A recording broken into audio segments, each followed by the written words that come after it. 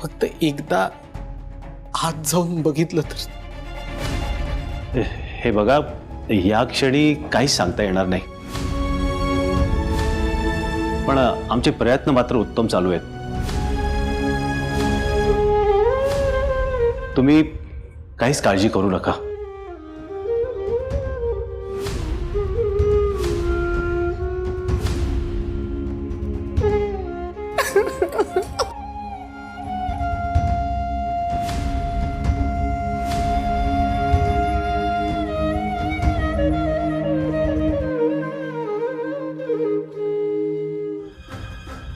गोपाळ बरं व्हायला हवा हो. विठुरायाला तशी प्रार्थना केलीये मी. आपल्याच बाबतीत असं का होतं नेहमी? नाही माहितीये बघ मला. एका पाठोपाठ एक, एका पाठोपाठ एक आपल्यावर संकट येतातच आहेत.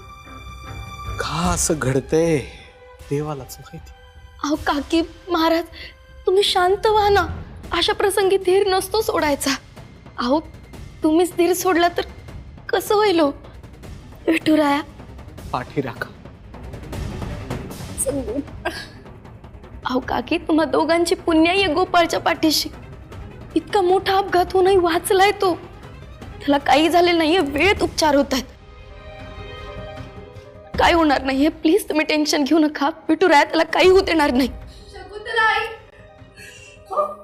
शकुंतलाई.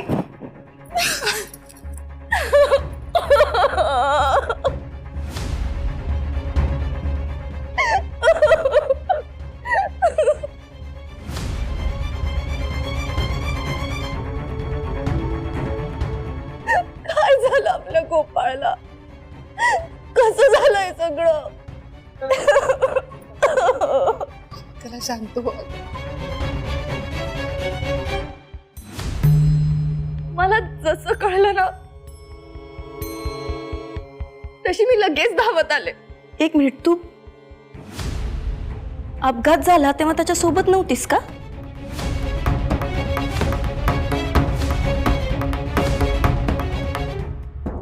हिंदू श्रीकला का असेल तिकडे? तेच ना महाराज. इंद्रायणी ताई, असं का वाटलं तुम्हाला माझ्याबद्दल? का बोलताय असं तुम्ही? इंदू, अगं इम्याने सांगितलं ना आपल्याला की गोपाळ दादा गाडीवर एकटा होता म्हणून. तू तरी सुद्धा श्रीकलालाच बोल नाही लावत आहे तुम्ही. सहजच विचारलं, कारण गोपाळ आणि श्रीकला चांगले मित्र आहेत ना. ते भेटतात बाहेर म्हणून विचारलं. त्याचा मूड कसा होता, चिडचिड होत होती का त्याची, काय नेमकं, सहजच विचारलं मी. आणि श्रीकला, तुला जर वाईट वाटलं असेल ना तर सोडून दे. महाराज, शकुंतलाई, गोपाळ आणि मी आज भेटलो होतो. म्हणजे त्याचा ऍक्सिडेंट होण्याच्या आधी आमची भेट झाली होती. खूप खुश होता तो, कारण शेळकेवाडीत जी सभा झाली होती ना, तिथल्या लोकांचा रिस्पॉन्स पाहून ना तो खूप ओव्हरवेल्म झाला होता. जनमत त्याच्या बाजूने असंही मला सांगत होता. टेन्शन मध्ये अजिबात नव्हता तो. ओके ओके, आता गोपाळ दादा बरं होणं जास्त महत्वाचं आहे. माझ्यासाठी जरा जास्तच गरजेचं आहे. शकुंतलाई, मी भेटू शकते का गोपाळला प्लीज? अजिबात नाही.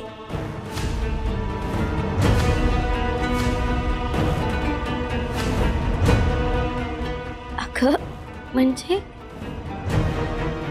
ICU मध्ये आहे गोपाळ. घरच्यांना सुद्धा भेटू देत नाहीयेत डॉक्टर. बरं वाटलं तर तुला तू दरवाजा बाहेरून बघ, दुरून, म्हणजे जास्त जवळ जाऊ नको.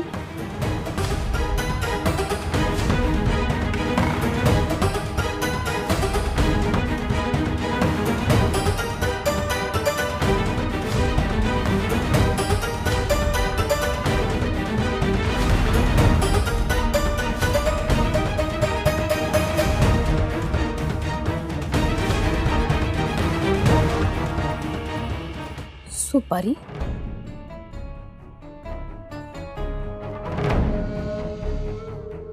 जावई बापू, म्हणजे तुम्हाला असं म्हणायचंय का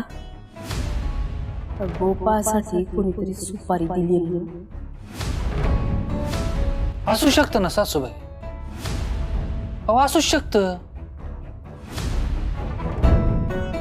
अहो, राजकारण हे राजकारण उगीच बदनाम नाही.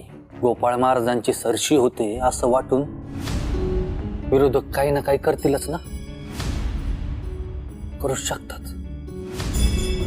विरोधक तर विरोधक, पण मोहितराव अहो ते कुठं खुश आहेत गोपाळ महाराजांवर? तेही नाराजच आहेत ना.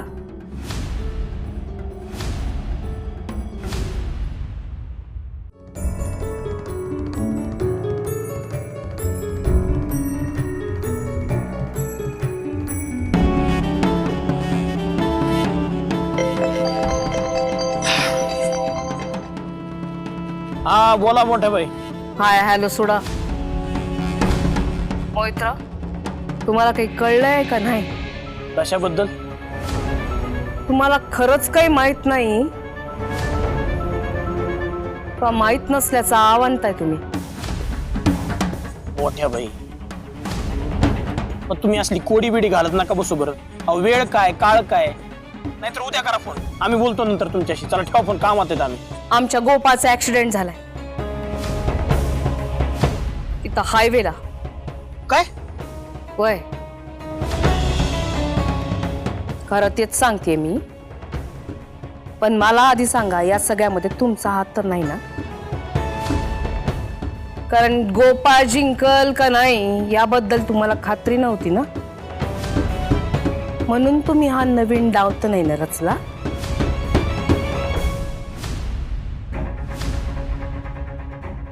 तुमचं काय करायचं बरं मोठ्या बाई?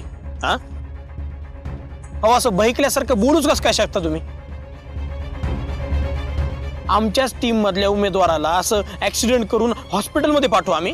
हा काय विचार कसा करता तुम्ही असा? म्हणजे या संध्यामध्ये तुमचा हात नाही तर?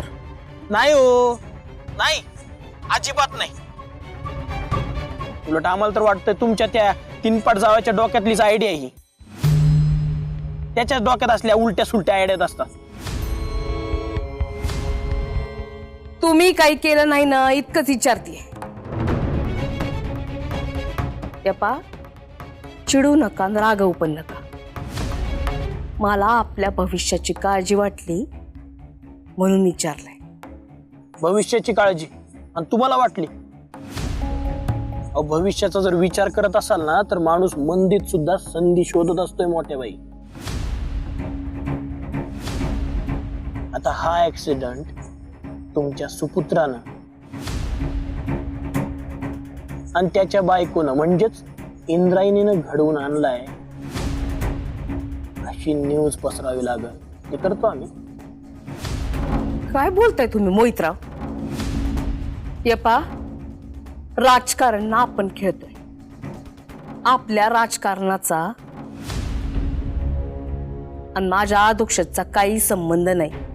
याची झळ त्याला पोचता कामा नये, आधीच सांगून ठेवते. बाकी तुम्हाला काय पसरवायचं ना ते पसरवा.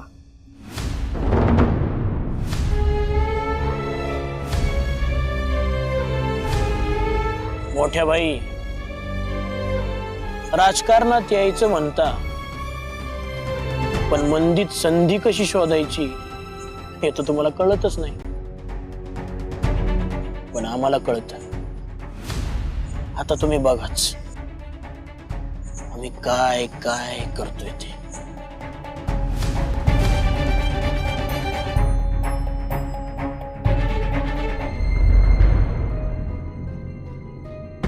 गोपाळ,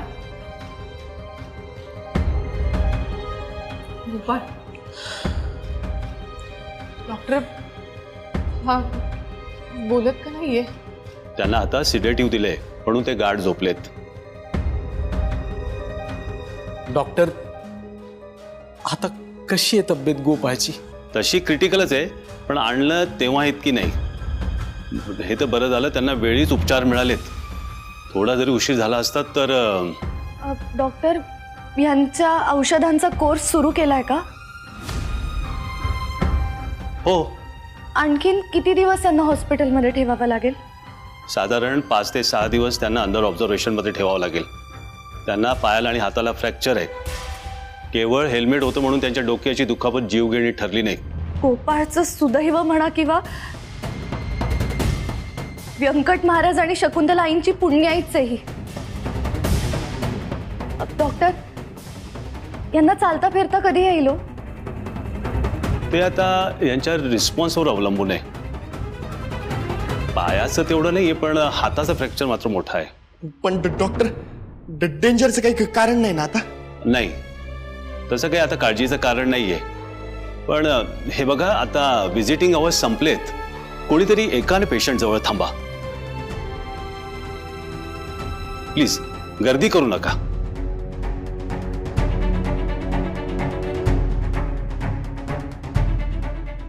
मला काय वाटतं, मी आज गोपाळ जवळ थांबते. श्रीकला, अगं त्यासाठी घरचे आहेत ना, तू कशाला? आदू थांबेल, मी काकींना आणि व्यंकू महाराजांना घेऊन जाते. कशाला त्रास घेते आदू? तू थांबा. गोपाळ बरोबर घरचं कोणीतरी थांबणं जास्त महत्वाचं आहे. गोपाळ माझ्यासाठी काय आहे ना, हे तुम्ही नाही समजू शकत इंद्रायणी.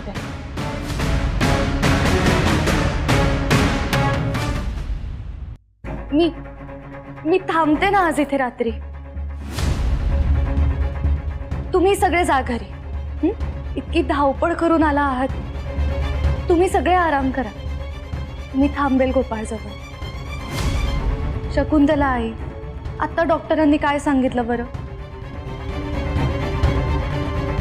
की एका कोणालाच गोपाळ जवळ थांबता येईल ना?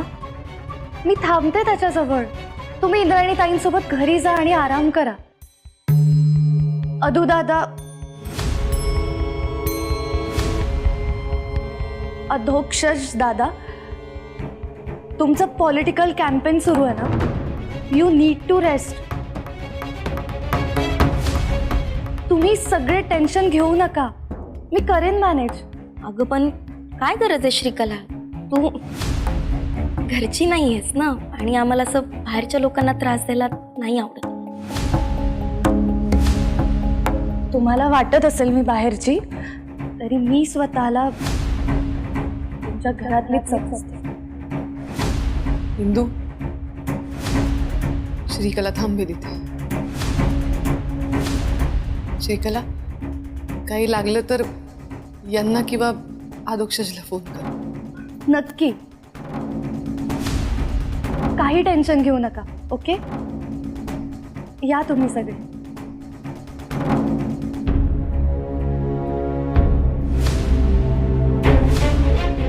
काकी, महाराज,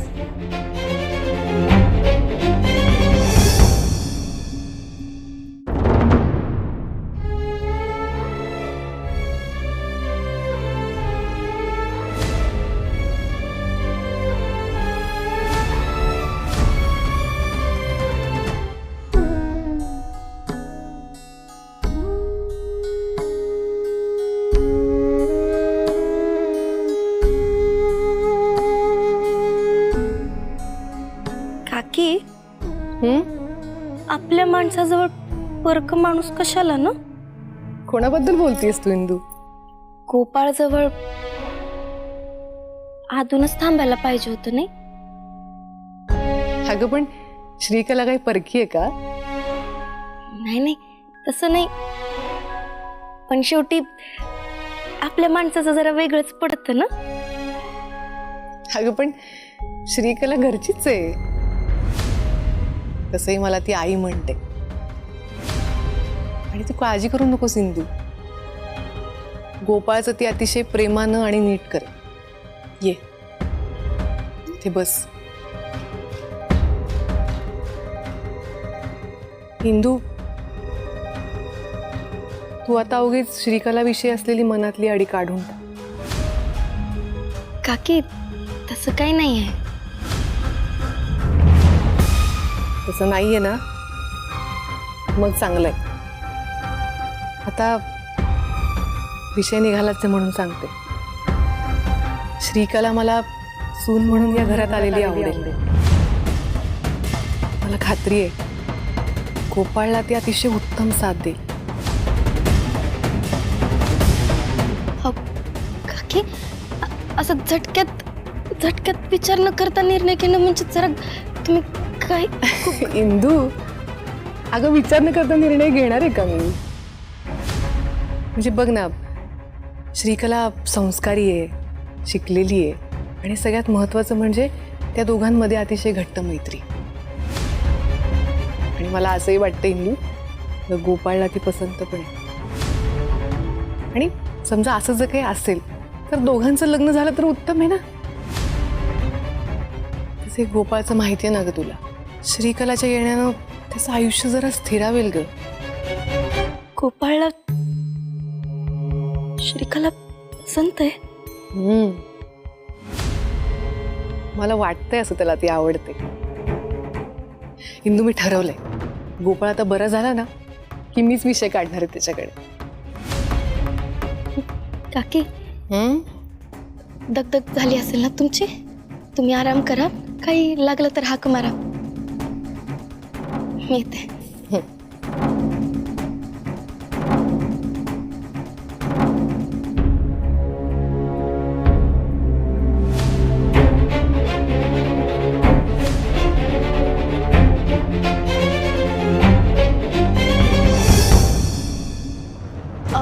नर्स, तुम्ही गेलात तरी चालेल, म्हणजे मी थांबते पेशंट जवळ.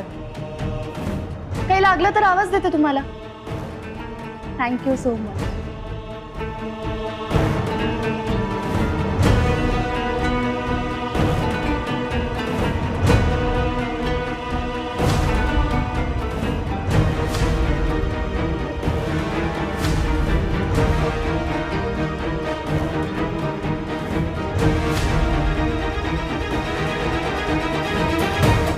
मला दिग्रसकरांचा समूळ विनाश करायचा,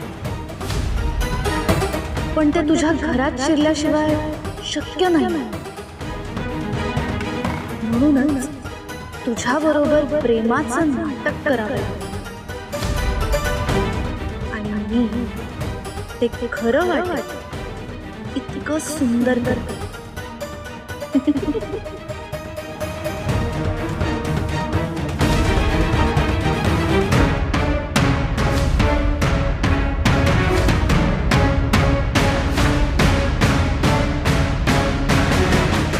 गोपाळ, तुला शुद्ध आली गोपाळ.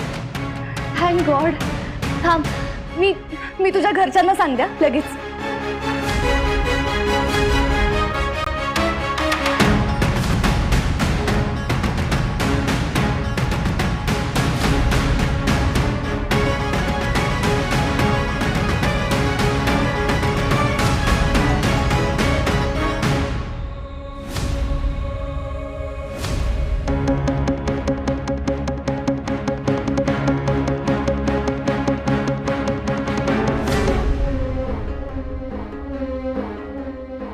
विठुराया, खऱ्या खोट्याची पारख करणं इतकं अवघड असतं का रे?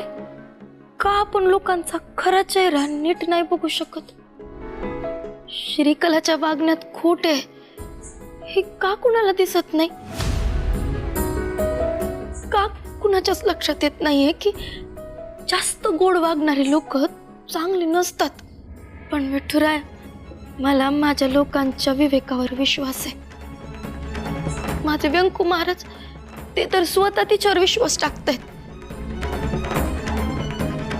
मला माझ्यावर शंका येऊ लागली रे. मीच श्रीकला विषयी चुकतीये का? मला माणसं ओळखता येईनात का रे? आणि आता तर शकुंतला काकी गोपाळचं लग्न लावू पाहतायत श्रीकला बरोबर. पण ती जर घरात आली तर मला नाही आवडत ती घरात येणं. तूच सांग ना, काय करू रे मी? मला मिळालेले संकेत कधीच चुकले नाहीत. आता या खऱ्या खोट्याचा निवाडा तूच कर बाबा.